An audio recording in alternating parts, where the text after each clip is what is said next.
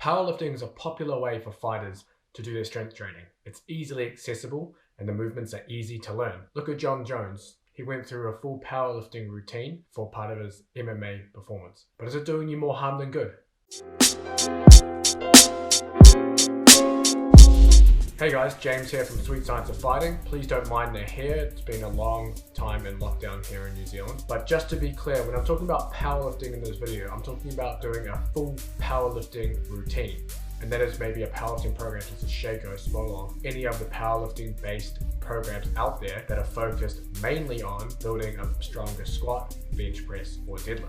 What I'm not referring to is using the powerlifting movements as part of your training. That's a completely different outlook on your strength training.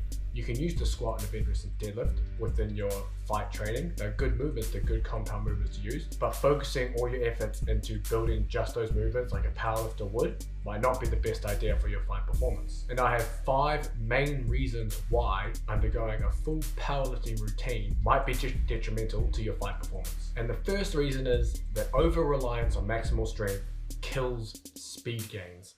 So if we're talking about only performing training to get stronger in the big 3 lifts, your speed is going to suffer. Your sole goal is to be able to grind out heavy loads regardless of the time it takes to lift that load. A heavy squat could take you 2 to 3 or more seconds. We don't have that time within a fight to be able to produce that kind of force. For sports like jiu-jitsu, where you have a bit more time, where it's more of a grindy martial art, sure, there might be some benefits there, and having a larger strength base can be important, but you still need an explosive component. Whether you have a stand-up wrestling game or you're going for some kind of sweep, you need that speed, and over-relying and just performing a lot of maximal strength training will be detrimental to your speed. Which brings me to reason number 2, and that is the increased co-contractions of the muscles around the joints. And that is one of the adaptations to maximal strength training that occurs, especially when you don't perform any other speed training. So this co-contraction is essentially a safety mechanism. So if I'm performing a squat and I go down to the bottom position and start to push up, I'm going to have the muscles around the hip joint, for example, all contracting at once to keep my hip joint safe. However, these co-contractions slow down movement.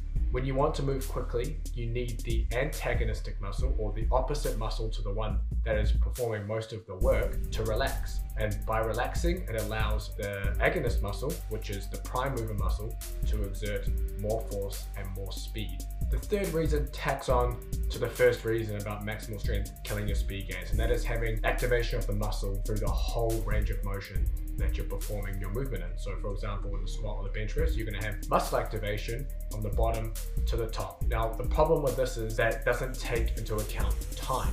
We need to produce force rapidly within a fight, whether we're throwing punches, whether we're throwing kicks, shooting takedowns, any of that, force needs to be produced in a short period of time. When we're lifting heavy loads, squat, bench press, or deadlift, time is not relevant. It doesn't matter. As long as the weight is lifted to the top of the movement, that's all that matters for that lift. Further, when throwing techniques like punches, we don't want prime mover activation throughout the whole movement. There's something known as the double peak muscle activation phenomenon. And that is that highly skilled strikers have a peak muscle activation at the beginning of the punch, and then not much in the middle, and then finally when they're about to make impact, have another peak muscle activation, known as the double peak muscle activation. In doing this, they're able to exert as much impact force as possible while maintaining speed.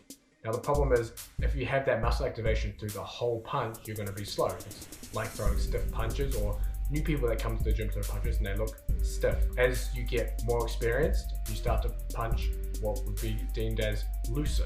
And this is the idea of that double peak muscle activation, where you're able to maximize the speed of the punch so you can maximize the force being transferred to the target. The fourth reason is the lack of specificity. Now, weight training is a general form of training for your martial art. There's no doubt about that. But we can look to progress weight training so it has better transfer to the skills of your martial art. It's the whole idea of doing strength training. While there is a general component where you can improve general strength and robustness and be more resilient to injury, there's also a component where we want that to transfer as much as possible to the skills of the sport. So we might lay the foundation with more general movements, and this could be powerlifting, which is fine. But then as we get closer to a fight or we get a little further into our training, we want to start to use movements that are going to transfer the best to what we're doing. Now, I'm not saying that deadlifts and bench press and squats don't transfer well, as some of that general strength is very important when it comes to movements such as takedowns and whatever else you're doing. But there are other movements that might have better transfer to whatever you're doing. These could be various isometric movements if you're a grappler, could be various throws, medicine ball throws if you're a striker. So there are different exercises that we can use to get better transfer to the fight techniques that aren't going to be so general from the lack of specificity from a pure powerlifting program. My fifth and final reason is the lack of high velocity strength training. So I've touched on some of the adaptations that occur when you're just performing maximal strength training year round. High velocity strength training provides the opposite adaptations and allows us to get faster, allows us to produce force in a shorter period of time.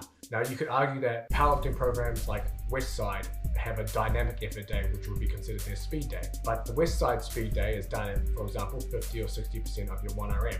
If you attached a linear position transducer or something that tracks velocity of the bar, you're probably only going to get somewhere around 1 meters per second velocity. If you jump, just perform a normal jump, you're going to get double that. So high velocity strength training is highly important for developing speed as a fighter. And that doesn't mean just lifting 50-60% of your 1RM. It means performing various jumps and throws and assisted jumps by deloading body weight so you can get the fastest contractile velocity of the muscle possible. The thing is, most powerlifting programs don't have this high velocity strength component in it. They don't really need it. They don't need to produce force quickly. They don't have a time barrier like you do as a fighter. So having a program that encompasses this high velocity strength training and the speed is important to offset the negative adaptations that might occur through maximal strength training, because you're not going to completely neglect it, so you can still develop your speed. So when would a powerlifting routine actually be good? Well, if you have an old man jiu-jitsu game, for example, you play very slow, you're very grindy, you pull guard, maybe a powerlifting program in that instance might be beneficial to your game just because you don't really have that explosive component. Now, I'm not saying to completely neglect the explosive component in your training, but for someone like that, performing a powerlifting program might not have that detrimental effect on your fight performance. Another instance of using powerlifting program could be in the beginning of your general preparation phase of your fight training. So it could be, for example, you've just had a tournament or a fight and your next fight or tournament is not till many months or even a year away. Getting some general strength training in through powerlifting is probably a good idea. Now, I don't mean going on to a high volume program like Smolov or something like that where it's going to negatively affect your fight training. All I mean is you go in, you're just going to get stronger on some general lifts. That could be the squat, bench press, or deadlift. In my experience, the best solution is to have a blend of all the qualities you want to train together. You don't just want to perform maximal strength training focusing on the squat, bench press, or deadlift. You want to have that in your program, but also focus on the rest of the force and velocity curve, and that is things maybe like throws, jumps, even some Olympic lifts if that's what you're into, loaded jumps, even just some single leg and single arm movements just for some balance. The idea is that you're always training each quality throughout your training cycle, and that way you don't get too far away from whatever qualities you need. If you're just performing powerlifting or maximal strength, you're going to lose the speed side. If you're just performing the speed side, you're going to lose the strength side. So if you're touching on all the qualities at once, but maybe prioritizing one or two within a training cycle, then when it comes, for example, if you have a short turnaround for a fight or you a late entry into something, then you are prepared. You literally just switch your training a little bit in the last 2 to 3 weeks and you're good to go. Make sure you check the links in the description. I've got the blog post version of this video in there. I've also got some freebies for you. And don't forget to like and subscribe to this channel.